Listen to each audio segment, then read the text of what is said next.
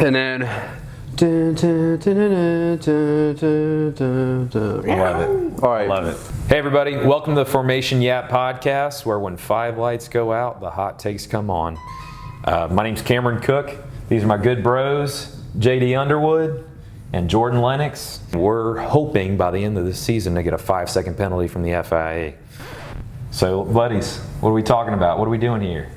Well, I think we're here today to kind of give a little introduction, a little bit about ourselves to you guys, let y'all get to know us a little bit better, and just kind of explain a little bit about what our goals are with this podcast. JD, how'd you get into F1?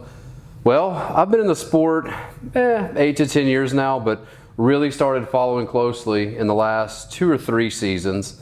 Again, we're in Baton Rouge, Louisiana, guys, so not a whole lot of F1 fans around here, but once I got no idea, man. Zero. Once I got my buddies into it, that forces you to invest a little bit more when you're the guy that knows that's supposed to have the answers to the questions. So the deeper I dive, the more fun it gets. And here we are 2 years later, and we're making a podcast. Love it. So Cam, how did you get into the sport? Well, I mean, this is the brainchild over here. He's the mastermind.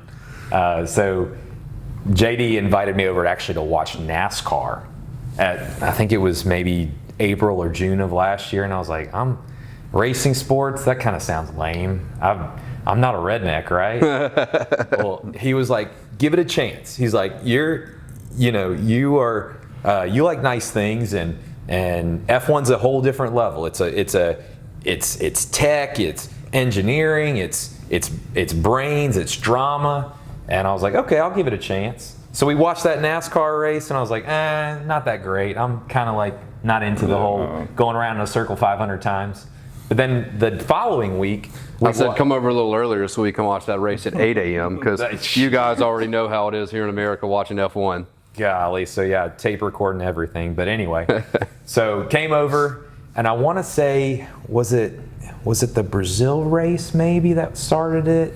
Sao Paulo, Max Verstappen from pit lane. Yep, yeah, that was it. Had to have. I think so. And it was like, man, Max is wild. What an incredible feat, to start and basically last and finish in third. I was like, man, this actually is pretty cool. Yeah, I remember that race because he ended up finishing third in that one and was chasing down Kimi for second. And I was telling you, this kid, man, you got to watch this kid. And you were like, this kid, look at this guy that came from the back. Yeah, what a race. Wild, yeah. So long story short, whenever I learn something, I just dive in. I'm like all in on everything. Man, I've probably bought maybe 10 or 12 pieces of F1 merch, like this V-carb shirt I'm wearing right now, matching with my watch. The man knows how to commit, I will say. Yeah, I'm committed. And my wife and I actually, we went to the Miami race this year, and man, what an experience that must have completely changed my perspective forever. I instantly felt cool and European the moment I walked in. Yeah, it was a great experience. But what about you, Jordan? I guess it all started with a man named Sonny Hayes. Sonny Hayes. No, but like Cam, Josh invited me over one night for the 2025 Las Vegas race, and I knew of Formula One, but not as detailed as what I know now. But what a spectacle that race was! Watching it's just a beautiful sport. Like Cam said, the engineering and stuff behind it. Every little detail, the amount of time and people it takes to develop a car that does what it does. From the engineer, by the way. It's just a beautiful sport. Right, so, yeah, you are a little biased towards the engineers involved, aren't you? Yeah, it's a beautiful thing. I dove head first in it, and a couple months later, I'm on a podcast. So, and I think that's why we're all also invested. Is once you dive into the sport, it's racing cars. Get out. Yeah, it's racing cars, driving around in a funny shaped circle. But at the same time, the amount of people that it takes for each car to hit the track, not just hit the track, but be competitive. Man, as you can tell with Aston Martin this year, a lot of guys worked on those cars, but nowhere near where they need to be. We all thought they were going to be competitive. They were bragging, they were supposed to be, right? Right. And again, the sport. That's why we love it so much, right? Because they had these cars that were all so close, and then the FIA said, let's take that rule book and shred it up and start all over. fresh. Yep. We're gonna chat. We're gonna yap. We're gonna debate. And we're gonna roast all things F1. That's what we want to do. But yeah, so as far as like our goals for the podcast, what do you think that we want to do with this podcast moving forward, JD? Well, again, we're here in Baton Rouge, and in America in general, the sports is rapidly growing. But for us, we just kind of want to get more engagement with Americans and international fans. We'd love to hear from all of you guys, and just kind of get everybody a little bit more engaged, expand the reach of the sport, especially in our area. And let all you guys at home participate in our regular yapping, because nothing's different on this podcast that we wouldn't be doing, on a weekly basis anyway. All of us, as soon as the race ends, the conversations begin, and we have a lot of yapping and a lot of informal information I think we could give to you guys as far as our opinions and what's going on in the sport behind the scenes. We do a little bit of our investigations, and we just like to yap. Jordan, what do you think you want to do with this podcast? What is our setup going to be like? Do you have any kind of ideas of like our daily podcast? Yeah, it's definitely going to be our sometimes biased opinions and our hot takes. I mean, that's going to be on every episode. But then we want to do preview and reviews of races. See what tell y'all what we expect from the race, and then see how garbage our opinion was. Shoot, and we'll then check back with you after every race. We want to have guests on from our family and friends, and just grow the love of the sport. That's what we're here for, is to get more people involved, whether you're a current fan, getting into the sport. We just want everybody to participate, because if you've always heard the phrase, there's no stupid questions. Well, we are going to have some stupid things we say on here, so feel free to comment whatever you want, because it won't be near as dumb as some of the things that will come out of our mouths. That's a fact. That's a fact. We want to hear from y'all. If there's anything that y'all think is worth discussing or that's in the rumor mill, I kind of want to investigate it too. We have our little Instagram and Facebook and text message chats that we're constantly sharing things back and forth, and we just want to do the same thing with you guys. So, Jordan, let's talk less about the podcast and more about like where we're at with F1. Maybe let's start with your Rushmore of F1. It could be anything. It could be drivers. It can be teams. It can be bias is about the show. Oh, okay. All right. I'm going my guy, Max Verstappen. Okay. That's my guy. Fair. That is my favorite driver. I love his grittiness and just how technical at the same time he is as a driver. Now, you did get into the sport right in the middle of one of the most hellacious comebacks we've ever seen in the history of the sport. So yes, so it's kind of wild for me at first. Is Charles catching him? Is too Charles? soon. What a heartbreak. Too soon. What a heartbreak. Heartbreak still. And then I'm gonna go with the great Toto Wolff. How many championships does he have as a principal? 7 with Lewis. 7 with Lewis. Could be 8 potentially. Could be 8 soon. And then I'm gonna go with Jos Verstappen, because he made Max Verstappen. I love it. Okay. That's hot. First hot take, right? First hot take. He was on fire too. Yeah. Then I'm gonna go with. He was on fire. Then I'm gonna go with Schumacher. Yeah, he's a legend of the sport. Did what he did. And then I have to give Lewis Hamilton his credit. Give him his flowers. 7-time champion and still doing what he does at that age. I'm gonna go with those. All right. What about you, Jeff? What about you, JD?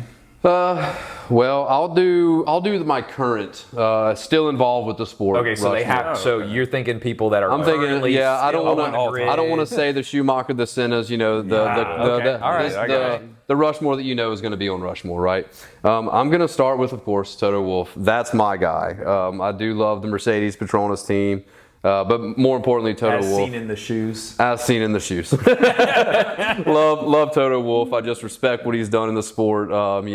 Being part owner. The classic phrase is always the best way to become a millionaire in motor racing is to start by being a billionaire.